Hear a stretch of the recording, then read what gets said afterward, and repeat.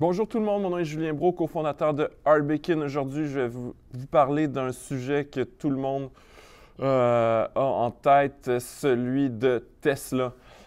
Puis la raison pour laquelle aujourd'hui je vous parle de l'autre chose, l'autre facteur sur lequel tout le monde se questionne par rapport à Tesla, c'est que je ne vais pas vous parler du caractère un peu spécial d'Elon Musk et je ne vais pas commenter sur le risque d'avoir un PDG qui est enquêté par la SEC parce qu'il n'arrête pas de faire des déclarations qui peuvent avoir un impact sur la valeur de l'action de la compagnie sur Twitter.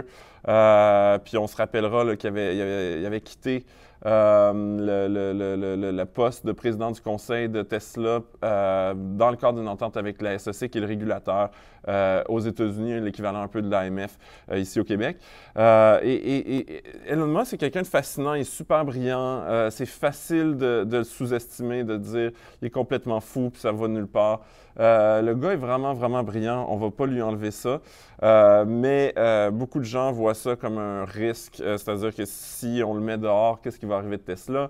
Tesla, aujourd'hui, est une petite compagnie qui livre relativement peu de voitures, mais il vaut plus en bourse que Ford et Chrysler. Puis on peut aller regarder sur l'app un peu à quoi ressemble Tesla aujourd'hui. Pas Tesla, mais bien Tesla. Tesla Inc. Donc, si on regarde ça ici, c'est quand même valorisé à 55 milliards. C'est vraiment pas rien. La compagnie qui a une marge de profit négative. Puis, tu sais, si on va regarder, mettons Ford, qui est un des seuls, ou je pense le seul constructeur américain qui a jamais fait faillite. Et qui a pratiquement inventé l'automobile. Ford vaut 35 milliards, un ratio coût-bénéfice super bas, donc on paye beaucoup moins, fait beaucoup plus de voitures que Tesla et fait des profits. Et verse des super dividendes. Tesla qui est valorisé comme une compagnie, comme un Amazon, comme une compagnie technologique. Donc, il suffit de peu pour que la valeur descende. Malgré tout, Elon Musk nous ayant surpris plusieurs fois, il y a quand même une équité, je dirais, dans la communauté des investisseurs. Et c'est là, je vous garde en suspens, puis je ne vous parle pas de l'autre raison. L'autre raison, en fait, il y a vraiment un problème de liquidité, de cash flow en anglais chez Tesla. L'entreprise avait, au 31 décembre dernier, 3,7 milliards de dollars en liquidité. Mais avait 5 milliards de comptes payables. Donc, on parle d'un problème, il manque comme 1,3 milliard pour balancer les livres à très court terme et un passif de 10 milliards qui constitue la partie dette à long terme. Et ce qui est fun avec Elon Musk, c'est qu'il n'arrête pas d'annoncer des trucs. Puis à chaque fois, c'est excitant, puis il y a de la surprise. Et là, récemment, je pense que c'était hier ou avant-hier, il a annoncé une grosse nouvelle, tu sais, le monde de l'automobile va changer. Et finalement, il annonçait que finalement, la voiture Model 3 au prix de base de 35 000 qui avait été annoncé en 2016, allait finalement être disponible en vente auprès du grand public avec une attente de 2 à 4 semaines. Et pour ceux qui n'ont pas suivi l'histoire, c'est que depuis que Elon Musk a annoncé ce modèle de voiture-là moins cher, il n'a jamais livré ces modèles-là sans option. Donc, pour prioriser la rentabilité, puis d'ailleurs, il n'est pas rentable, mais de manière à justement perdre moins d'argent, il livrait les modèles de cette voiture-là, mais avec toutes les options. Et le prix, c'était pas 35 000 mais c'était 45 000, 50 000 Donc, il a priorisé tous les gens qui avaient commandé cette voiture-là avec des options. Et l'idée, c'est que les marges sur ces voitures-là étaient beaucoup plus élevées. Et tout le monde... Et ensuite, il a annoncé aussi une autre chose en disant, maintenant, c'est le futur qui arrive. On prend les commandes en ligne. Les magasins vont plus juste servir, on va juste être des endroits où on présente les voitures, donc c'est comme un catalogue.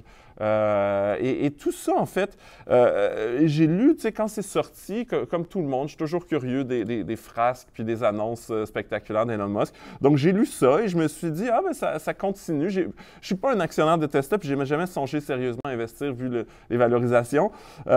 Mais je voyais ça comme un tu sais, business as usual. La compagnie continue à progresser. Et je pense que c'était le but d'Elon Musk, qui est très, très bon pour faire du bruit puis présenter les choses. Je pense qu'il y a un sens du marketing inné. Le problème avec ça, c'est que quand j'ai lu ce matin dans le Wall Street Journal un article dont le titre est The Scary Side of Tesla's Big Reveal, je me suis rendu compte que toutes ces bonnes nouvelles-là, entre guillemets, étaient des mauvaises nouvelles, en tout cas du moins selon l'auteur de l'article, puis ça fait beaucoup de sens.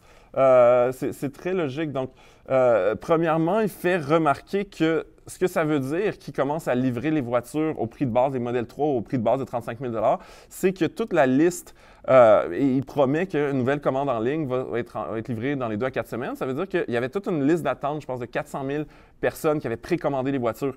Vu le taux de production hebdomadaire de Tesla, s'ils sont capables de livrer une commande placée aujourd'hui dans 2 à 4 semaines, ça veut dire que les 400 000 commandes, ils sont soit qu'il y en a qui ont été annulés ou ont été livrés, et c'est de dire que la demande commence à s'essouffler. L'autre gros problème, c'est que oui, il va y avoir une demande pour ce modèle 3-là, parce qu'il n'y a jamais pratiquement été offert au public à ce prix-là. Le problème, c'est que l'entreprise perd déjà de l'argent sur chaque voiture qu'elle vend, là, on va vendre des voitures encore moins profitables. Je ne dis pas qu'il n'y a pas de marge brute là, sur les modèles de luxe, mais ce que je dis, c'est que c'est une compagnie qui perd de l'argent et là, va commencer à vendre des produits beaucoup moins profitables. Ça, c'est à s'inquiéter pour une entreprise qui a des gros problèmes de cash flow. Et selon l'auteur, le journaliste qui écrit ça, lui, il dit, dans le fond, pour faire une précommande en ligne, les gens doivent faire un dépôt de 2 500 $. Et Tesla, au cours de son histoire, s'est beaucoup financé grâce au dépôt de ses clients. Et il fait remarquer qu'il y a un gros paiement d'obligation, je pense, de 2 milliards qui doit être fait d'ici une semaine. Selon lui, il voit ça d'un œil inquiet en se disant, est-ce que Elon Musk cherche à se financer, à honorer ses paiements avec plus de dépôts? Et si ça va probablement fonctionner parce que beaucoup de gens vont mettre un 2 500 $.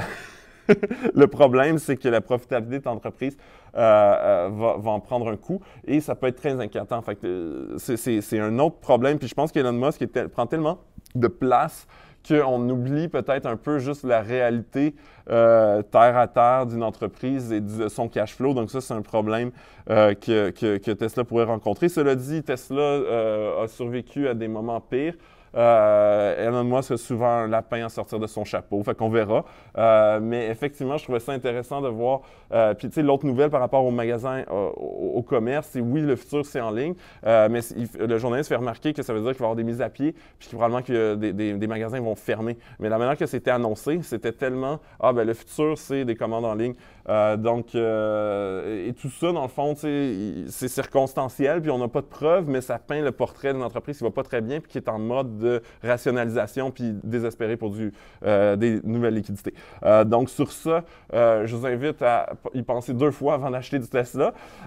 Puis, je vous invite aussi à télécharger Art Bacon sur Google Play, l'App Store sur votre téléphone. C'est une app géniale qui va vous permettre de vous connecter sur tous vos comptes d'investissement, surveiller votre portefeuille, mesurer vos rendements, vous comparer aux autres investisseurs et découvrir des nouveaux titres intéressants.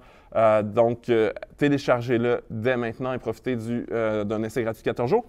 Finalement, si vous n'avez pas commencé à investir en bourse, on a une super offre avec Desjardins Courtage en ligne qui vous permet d'avoir les 10 premières transactions gratuites, qui vous permet d'avoir 0 frais de gestion pendant 1 an.